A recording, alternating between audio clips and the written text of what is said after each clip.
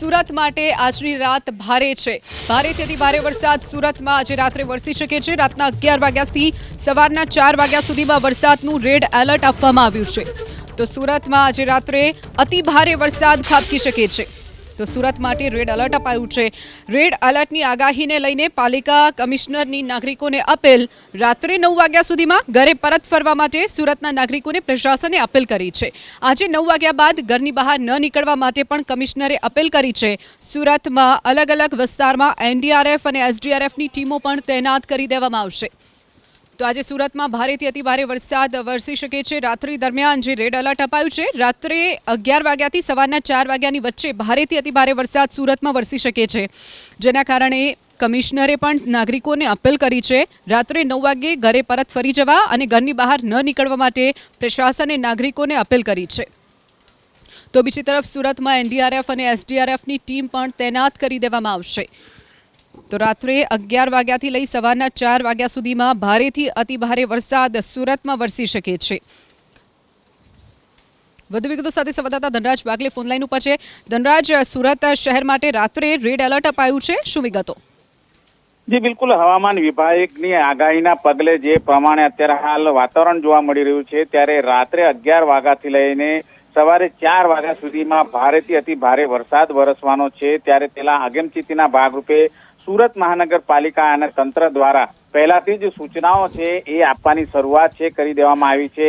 સુરત મહાનગરપાલિકા કમિશનર એમ નાગરાજન દ્વારા અત્યારે હાલ તમામ ઉદ્યોગકારો છે તેમને પણ સૂચના આપવામાં આવી છે। ખાસ કરીને ટેક્સટાઇલ માર્કેટ જે વેપારીઓ છે તેમને પણ સૂચના આપવામાં આવી છે અને સુરતવાસીઓ માટે એક અપીલ કરવામાં આવી છે કે જે પ્રમાણે ભારેથી અતિ ભારે વરસાદ વરસવાની આગાહી છે, ત્યારે રાત્રે 9 વાગ્યા સુધીમાં તમામ જે લોકો છે એ પોતાના ઘરે પરત ફરી જાય।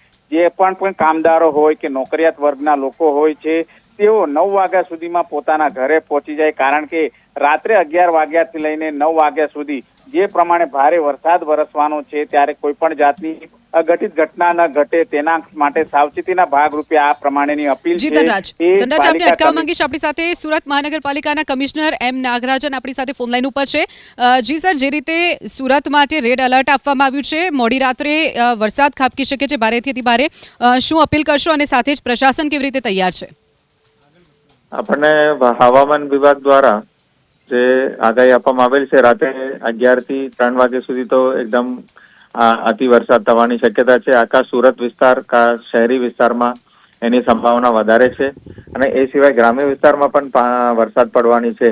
એટલે આપણે તકેદારીના ભાગરૂપે તમામ કમર્શિયલ કોમ્પ્લેક્સીસ, ઇન્ડસ્ટ્રીયલ એસોસિએશન અને બોડીઝને વિનંતી કરી છે કે રાત્રે 9 વાગ્યા સુધી કર્મચારીઓ ઘરે પહોંચે તે રીતના એમનું વ્યવસ્થા કરવામાં આવે અને જે બેસમેન્ટ છે એના એવા જગ્યા છે એમાં પાણી ભરાવાની શક્યતા છે, તો ત્યાં માલ સામાન કે ગાડીની પાર્કિંગ ના કરવામાં આવે એ માટે પણ ખાસ તમામને વિનંતી કરી છે।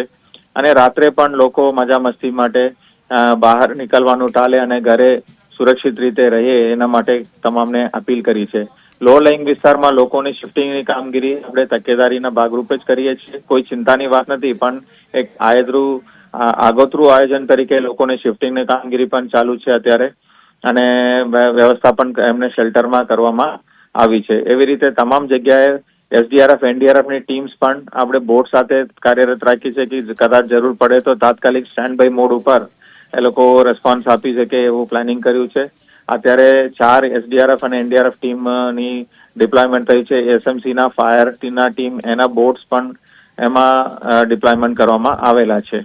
એ રીતે તમામ તૈયારીઓ કરવામાં આવેલી છે। કોઈ ચિંતા કરવાની વાત નથી, પણ આપણે કાળજી રાખવાની ખૂબ જરૂરી છે, જેથી કરીને માલ સામાનની નુકસાન અથવા જાનહાનિ આપણે ટાળી શકીએ છીએ। જી ચોક્કસથી સર, જોડાવા બદલ આપનો આભાર। તો જે રીતે સુરતના કમિશનર આપણી સાથે જોડાયા હતા અને તેમણે જે માહિતી આપી છે, રાત્રે 11 થી સવારના 4 વાગ્યા સુધીમાં ભારેથી અતિ ભારે વરસાદ સુરતમાં વરસી શકે છે।